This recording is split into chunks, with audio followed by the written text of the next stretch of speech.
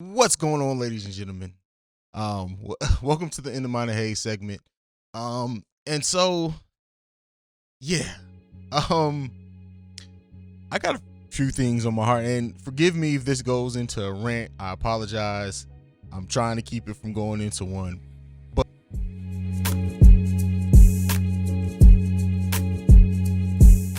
the first thing on my mind this week for this segment is definitely the Dwayne Wade situation. And there even shouldn't be a Dwayne Wade situation, in my opinion, because guess what, people? Let that man raise his children the way he wants to. There's so much commentary going on that went into if they should be accepting of how his daughter feels, if it's right or wrong, how it's affecting society. How it got to all of that, I don't know. But since the conversation is here, let's go ahead and jump into it. The first thing that I want to talk about with this is the people who are now using this situation as saying this is what's wrong, or they want to protect the black family. And the most of those people are the same ones who have children with multiple women who don't see their own kids, but now you're worried about protecting the black family because someone's showing undying love to their child. I'm sorry, your opinion is null and void. I don't want to hear opinions from anyone on this situation unless you're very active in your child's life. And then even at that point, you really shouldn't be saying shit about how somebody else wants to raise their child anyway. In my opinion, the fact of the matter is that their daughter is ultimately it's going to be her choice. Whether it's now, whether they accept it or now, or she waits until she's on her own, it's ultimately going to be her choice.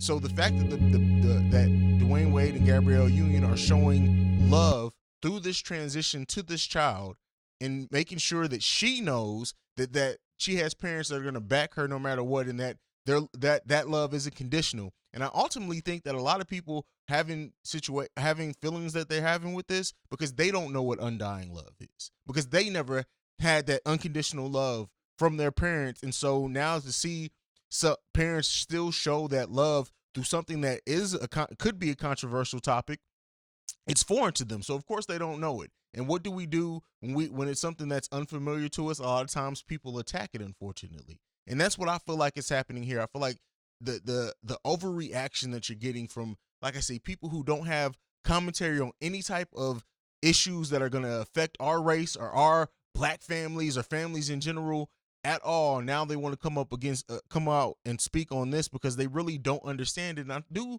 want to give sympathy to that point. Yes, the transgender community and transgender rights and just the public knowledge over it is fairly new to most Americans. This is the first time where they are really being it's coming to the forefront, where it's in a position to where now they see it all the time. It used to be something that's not that oftenly talked about, not that oftenly seen, and now that conversation is being had more and more often. And I can understand if you're so unfamiliar with it that you don't know how to process it. That's different. If you don't know how to process it and you want to try to gain knowledge, you want to try to gain an understanding, that's completely different. That's what I did the whole Deconstructing Transphobia series for on this podcast, is because it was something that I didn't have very much knowledge on, admittedly, at all. But in me wanting to learn about it and speak to it and see what people go through with transgender rights and the attacks on transgender people, like, and that whole just process of what that does to someone's psyche, that's something that I wanted to know about. And so I made that series so that it can be done public, so we can start those conversations and I can do my part in helping break some of those stigmas. There's only so much that I, as a cisgendered male, can do, but I wanted to do that series for the people who had questions, who were afraid to ask. And I think that that's what a lot that we're getting here. And it's easy to be angry. It's easy to call these people fools, which I know I did, and I'm going to continue to do more than likely, because some people are just foolish. But at the same time, we have to understand that there are people who just don't know how to answer those questions. Now, this is a perfect situation when you see Dwayne Wade isn't shying away from talking about it at all. This family isn't shying away from talking about it at all. So this is a opportunity for the people who want to try to learn about it, or that are worried or concerned with how they will react, or how would they handle it if it was their child. This is your opportunity to now see somebody who has undying love for their child go through this process and not shy away from it. And I hope that we can all get to the point to where we can understand that more, and this whole conversation and shit just really honestly dies the fuck down, because we need to do better as a people, y'all. We really do. We need to do better. I'm gonna get off my horse on that one. That's just one of the things, as you can see, that was really on my mind. And I just want to point out the statistics, like for people who have a lot of children, or even not even a lot, like at this point, there isn't a chance that you're going to have to go through this, and let this be an example to those, I hope. The next thing that I want to get into, and this is something that I don't really get into conspiracy theories too much here, right?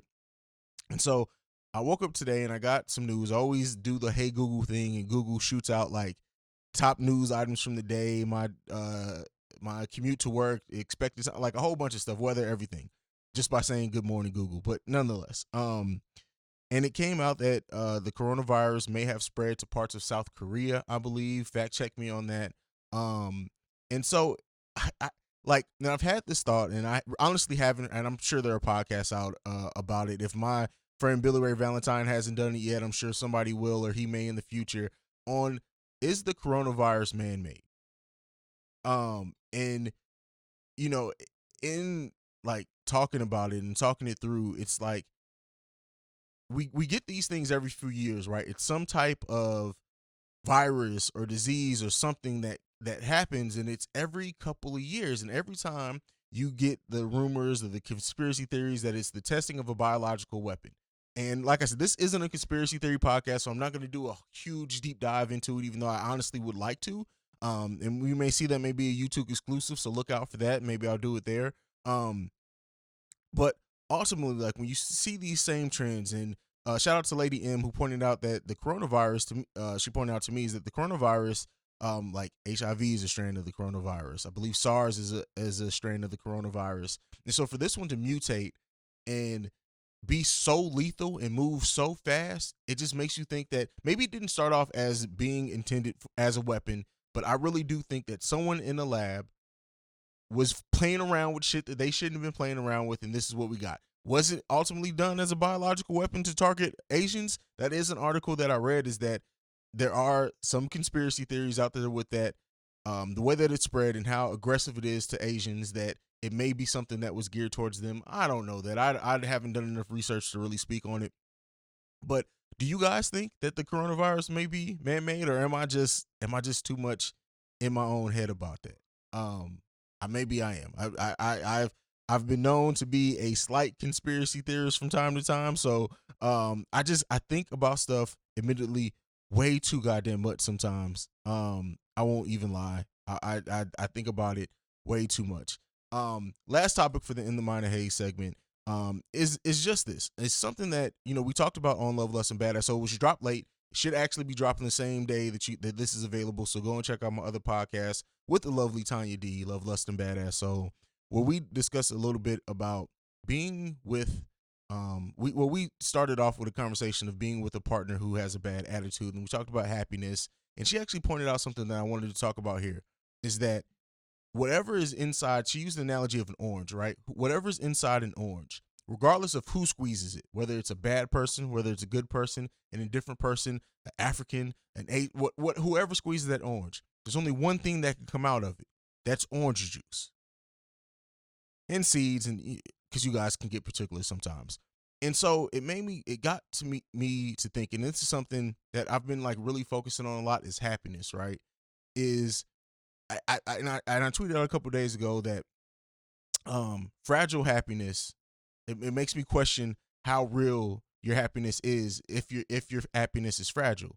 And that's something that I think we need to focus on more as people, is like, we get so caught up in pointing our fingers at this person or that person, or they did this and that caused us to react this way or that way. The fact of the matter is that whatever's in you is going to come out, regardless of who squaws that out of you. If it's rudeness, if it's attitude, if it's meanness, if it's crudeness, if it's spite, if that's inside you, regardless of who squeezes that, it's going to come out. So that's in you. You have to deal with what's in you. And that's something that we all have to recognize at some point. Being happy sometimes is hard. Spreading happiness if it's truly in you, if you have that joy, it's the difference between happiness and joy, right? Sometimes happiness can not last, but joy sometimes is forever, or joy withstands more.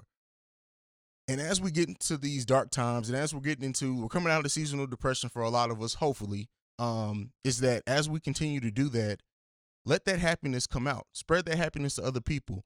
I've been blessed to have a big family, to be loved and have my children. We are a great family and a great unit at times. Not to say that we don't go through our stuff, but at the same time, it's like it's easy to forget that some people don't have that. They don't have that family system. They don't have that base of happiness. They don't have the ability to go home and see their children smile, and it helps wash away the stress of the day.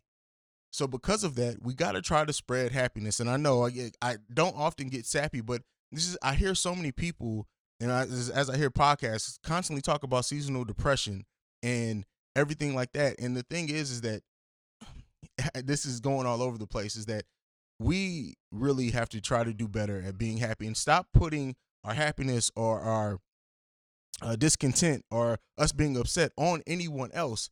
That's something that's in you. Your attitude is in you.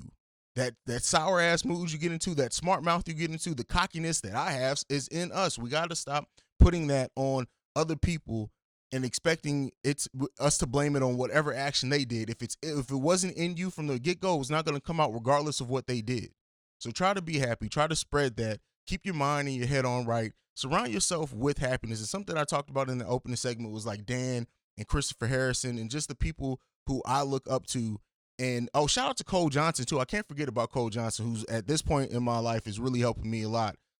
Is that you want to surround yourself with people who have attributes that you either don't have or that you want to obtain, and they will help bring that happiness. They will help fill you with that. You need to be around people who help fill you up with happiness, with joy, and just do positive things. And as we get into our main discussion topic, you see a lot of kind of what we talk about there as well with happiness. But at the end of the day, don't let the troubles of the world sour you, but you still can't blame them. You have to do the work to get that joy and that happiness in you. And if you do that, everything else will kind of work out. That's it. I'm off my high horse. That's the end of mine and Haize segment. I'll be back. We're going to get into the Cookie Chronicles. And then after that, it'll be the main discussion topic for me, myself, and I'll see you guys there.